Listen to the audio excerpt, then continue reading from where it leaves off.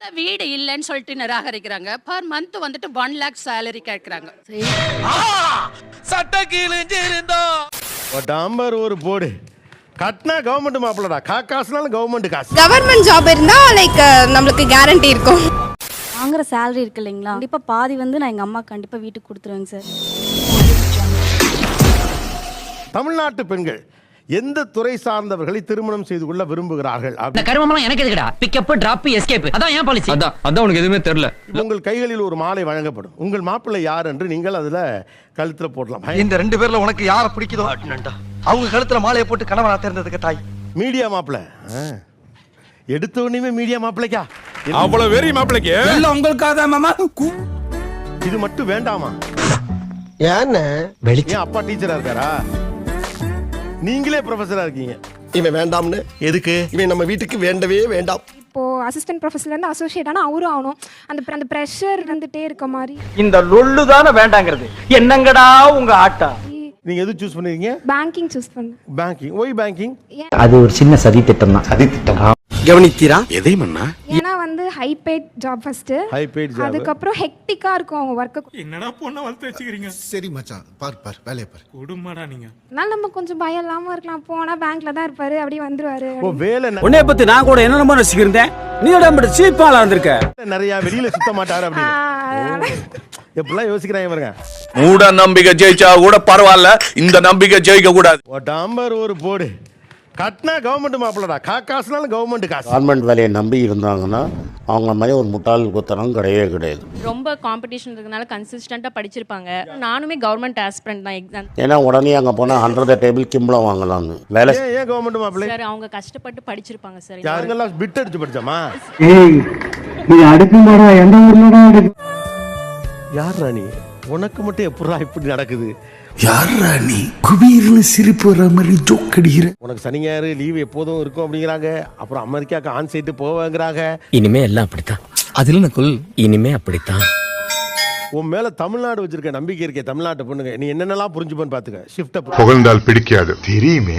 தீர்க்க தரிசனம். அந்த பொண்ணுடைய மாடர்ன் லைஃப் ஸ்டைல புரிஞ்சுப்பேன். அந்த பொண்ணோட ஸ்ட்ரெஸ்ஸை புரிஞ்சுப்பேன். மூஞ்சி சார் மூஞ்சி. சில மூஞ்சிகளை பார்த்தாதான் போட்டுடன் போல தோணும். அந்த பொண்ணையே புரிஞ்சுப்ப. அதை விட நீ அழகா இருப்ப. என் வாழ்க்கையில இன்னும் நான் எல்லா குடும்பங்களை பார்க்கணும்னு இருக்கும் எனக்கே தெரியல. ஐடி மாப்பிளைக்கு தான்ப்பா இது வரைக்கும் அதிகம். இன்ஜினியர் மாப்பிளைக்கு ஆக்சுவலா ஏன் எல்லாரும் போய் அவன் மேலேயே விழுறீங்க? இது வரைக்கும் ஒரு மாலை விழுகாது யாருக்கு. இப்போ டாக்டருக்கு இன்னும் விழுகலப்பா. ஒண்ணும் புரியலையே. உனக்கு மட்டுமா புரியல? எனக்கு தான் புரியல. டாக்டர் வந்து ப்ரொஃபைல் இருந்தாலே இன்னும் டாக்டரா தான் இருக்கணும்னு. சோ அவங்களே எங்களை ரிஜெக்ட் பண்றாங்க.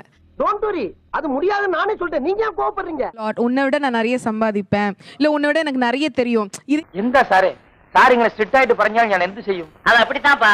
இது ஏன் சமைக்கிற, இது ஏன் இப்படி சாப்பிடுற, ஏதாவது ஒண்ணு நம்மள சொல்லிக்கிட்டே இருப்பாங்களோ. எப்ப பார்த்தாலும் கொய்யான்னு நாங்களே முந்திக்கிட்டு நீங்க என்ன எங்களை வேணாங்கிறது. நாங்க ஆனா எவ்வளவு வன்மம் உள்ள இருக்குன்றத தெரியுதுடா.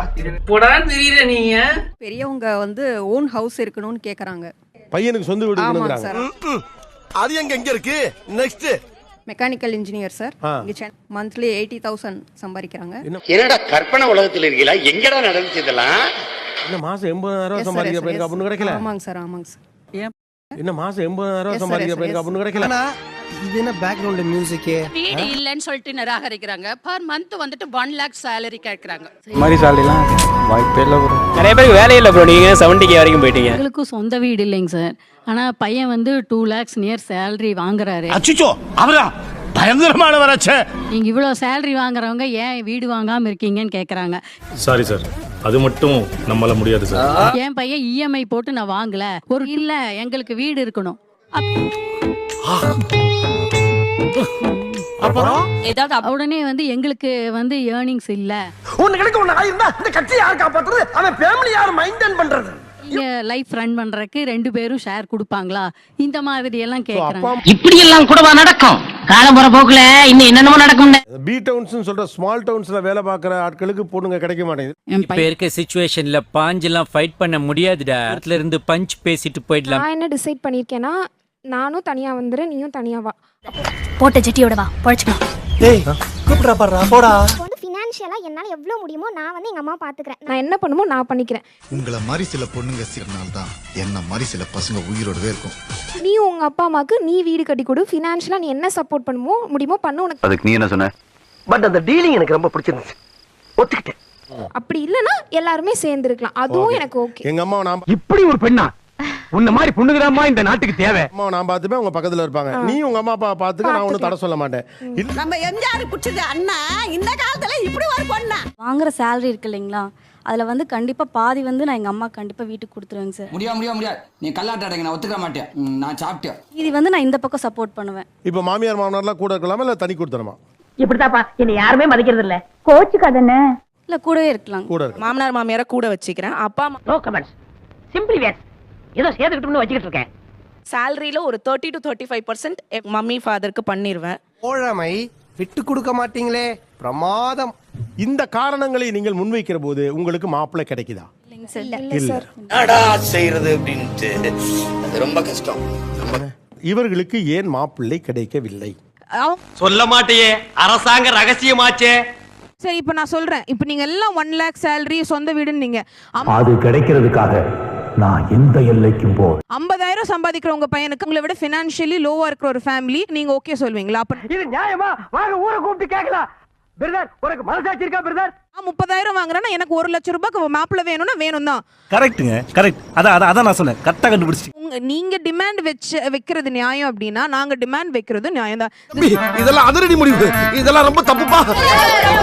எங்க அம்மாவுக்கு வந்து 60க்கு மேல ஏஜ். எங்க அப்பா வந்து நான் 7th படிக்கும் போதே டெத் ஆயிட்டாருங்க. உன் ஃபீலிங்ஸ் புரியுது, வாழ்க்கைனா அப்படிதான் இருக்கும். இந்த ஃபேமிலி பேக்ரவுண்ட வச்சு எனக்கு சப்போர்ட் இல்லைன்னு சொல்லிட்டு என்னிடம் வராதீர்கள் தம்பிகளே, சரி வகுந்து விடுவேன். சரிங்க. வந்து 30 அலைன்ஸ் பக்கம் வந்திருக்குங்க சார். எல்லாமே ஏஜ்டு பர்சன். அந்த ரொம்ப ஃபீல் பண்றாங்க, எனக்கு வந்து பொண்ணே கிடைக்கல, எங்க பையனுக்கு பொண்ணே கிடைக்கலன்னு அவங்க சொல்றாங்க.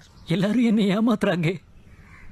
ஏன் என்ன மாதிரி பொண்ணு நீங்க ஏன் சூஸ் பண்ண மாட்டேன்றீங்க? இவங்க நீ கேட்ட ஒவ்வொரு கேள்வி என்ன செருப்பால் அடிச்ச மாதிரி இருக்கு. இது ஏழ்மைப்பட்ட புள்ள அல்லது அப்பா இல்லாத புள்ள, ஓகே சின்ன புள்ள, அதனால இப்ப எடுப்போம். இவனுங்க சொன்னதுலயே உருப்படியான ஒரே ஒரு விஷயம் அது இது மட்டும் தான்டா. இப்படி வர்றது அப்ப நான் என்ன உங்களுக்கு என்ன சாய்ஸ் ஆனான்னு கேக்குறாங்க. ஆவரேஜ் அப்ப உண்மையிலே நீங்க எதிர்பார்க்கிற சம்பளம் என்னன்னு சொல்லிவிடுங்க. ஏன்னா அசால்ட்டா 1 லட்சம்ங்கறாங்க. எல்லாமே மனசுதான், லவ் தான் எல்லாமே. பணம்லாம் அதெல்லாம் ஒண்ணுமே இல்ல. Salary 80,000 80 70,000 70 60,000 minimum. அப்படின்னா நமக்கு தண்டனை காட்டாங்க. அடே பேயில போமா. 70 70 50 to 60 50 to 60 மினிமம் 60. சொந்த வீடு இருக்கணும் அப்படின்னு எதிர்பார்க்கறாங்க பெண் வீட்டாரும் சரி பெண்களும் சரி. டைம் கொடுங்க. எப்ப வாயில அரிசி போட்டு சங்கூதி மேல கிளப்பி விட்ட பிறகா ஏன் சொந்த வீடு இருக்கணும்னு எதிர்பார்க்கறீங்க? அக்கிரமத்தின் உச்சக்கட்டத்துக்கு போயிட்டு இருக்கடா நீ. கடைசி வரைக்கும் வாடகை கொடுத்தே வாழணும் அப்படின்னா நீங்க எவ்வளவு சம்பாதிக்கிறீங்க? 55. நீங்க பாத்தியமும் பத்தாம ஒரு வீடு ஏன் வேணும்? நேரங்க உனக்கே நல்லா இருக்குதா? 26 27 வயசுல இருக்க பையனுடைய வீடு என்பது அவன் வாங்கின வீடா இருக்காது. நீங்க ஏன் மாமனார்கிட்ட வீடு இருக்குன்னா அதை நீங்க என்ஜாய் பண்ண நினைக்கிறது உங்க கணவருடைய வீடு இல்லையே. அப்ப மாமனார் என்ன பதில் சொல்லுவ? ஆமான்னு உண்மையை ஒத்துக்க முடியுமா? செருப்பால் அடிப்பா. மாமனார் மாமியாரோட நீங்க வாழணும், ஏன் தனி கொடுத்துறதுக்கு போறேங்கிறீங்க?